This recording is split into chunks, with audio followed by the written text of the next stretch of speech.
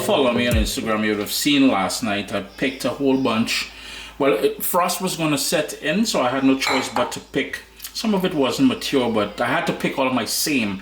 Some of you may know this as hyacinth bean, but we call it Seim in Trinidad and Tobago. I'll just quickly show you what I did here. I trimmed it and I cut it into half. How you cut it up is totally different, and I have two varieties of Seim. This is the broad one, and this is the skinny one. What you need to do is, with a paring knife, you would cut here, and then you would pull back that sort of string, and do the same thing on the other end, and pull it back. Yeah, and then you decide how big you want to cut it. You would give that a wash. Now the other thing you can do, you can split it in half as well too, but I find as it cooks, it will correct itself, it will come out. What I wanted to show you as well too, some of it got sunburn. Well, that's freezer burn, to be honest with you. Some nights were already chilly, so I'm just going to cut those parts out, and then I will, and this is what the seeds look like actually. Another 3 or 4 weeks and this would be ready to plant. But for the other one, what I like doing with this one, you can do the same thing, you can pull back, but what I find is, and this is true for both types of the Seim, is that it can be a bit tough still. So I like using my paring knife. It takes a little bit of work, and you would cut that sort of tough stem out like so. Boom, into the rubbish. I do the same thing on the bottom, and then I would trim it to the size I want. Give that a wash, drain it, and you're all set. So again, paring knife, a little bit of work. You can, and you can pull it just like how I'm pulling back there as well too, like that. But I still like getting rid of that sort of tough part. We have about 1.5 pounds of that cleaned and trimmed Seim. I've got 2 medium potatoes which I peeled, cut up small pieces, thin anyways. That is to help sort of stretch this dish for more people.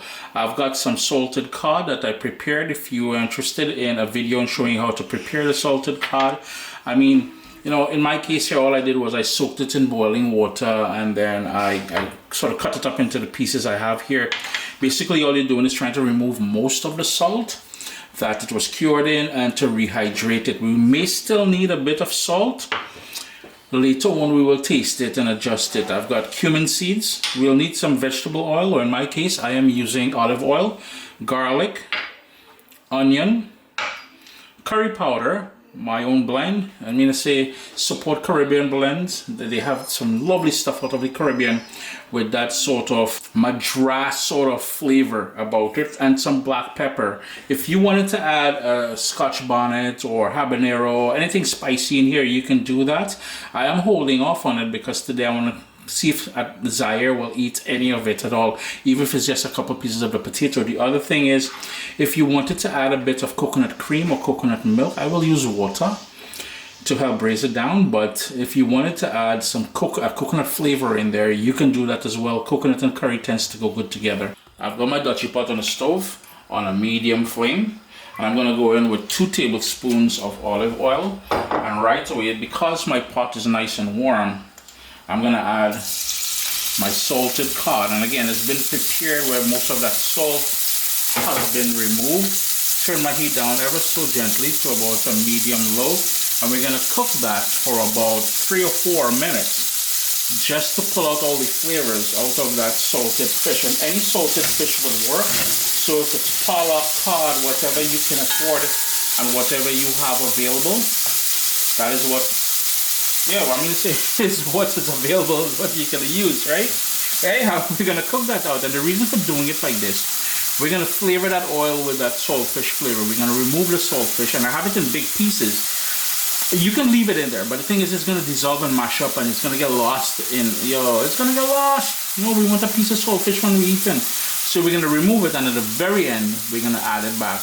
As soon as we flavor that oil, I'm just going to drain off as much of the oil from it while I'm taking it out. See, I didn't really need to get color or anything. What I must mention is the saltfish that I'm using is what you call boned, where boned or boneless, the bones have been removed. At this point, I'm going to turn my heat down just a little bit, and we're going to go in with the cumin seeds. Just toast that off in that oil there. And you see, we're left with some specks of that salted cod in there, which will, flavor, man. I'm gonna add my curry powder now. And we want to sort of wet toast that curry powder. Just gonna move that around like so. Boom. And we're gonna cook that just for a couple minutes, just to pull out all of the flavors of all the spices which makes up a good curry powder. Whoa, pot is rocking. We're gonna go in with the potato, and I'm just gonna give that a stir just to coat it with the curry. And the water from the potato will sort of deglaze the bottom of the pot there. And notice the lovely color we have now. At this point, we're gonna add the Seim.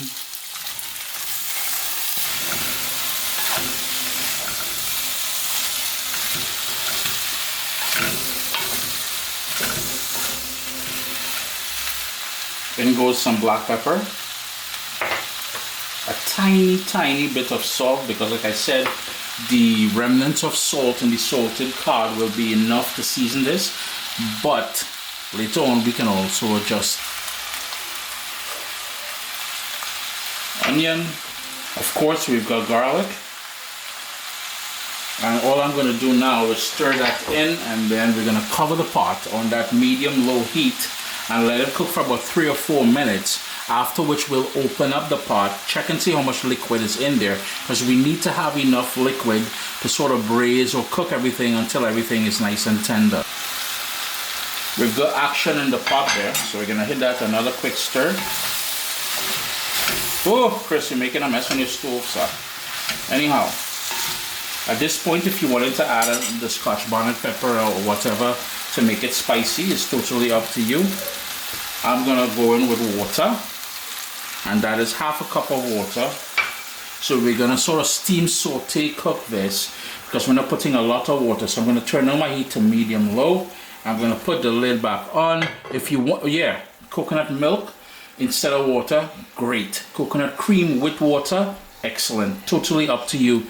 I'm on rocking it. So today, lid on, and let that slowly do its thing there.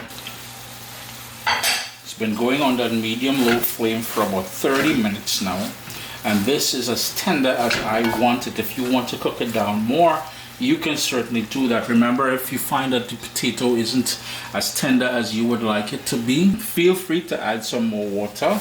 At this point, you would taste it for salt and adjust that salt. We have one more thing to happen here.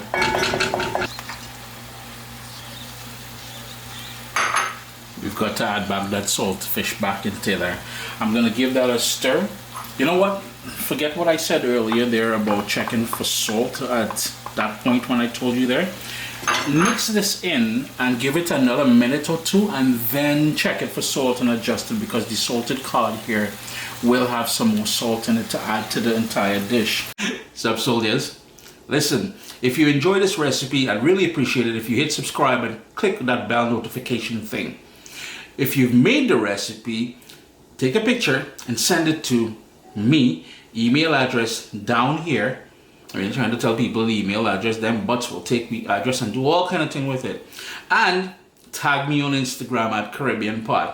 I really appreciate you guys, and thanks for being in my kitchen with me today. Irie. Chris here, CaribbeanPod.com. Always a pleasure having you all here in the kitchen with me. I will allow this to go for about another minute or so, just for that last bit of saltfish to make a true impact on the dish.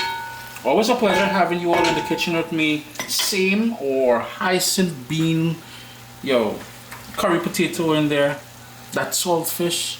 I'm telling you, good eating. Irie.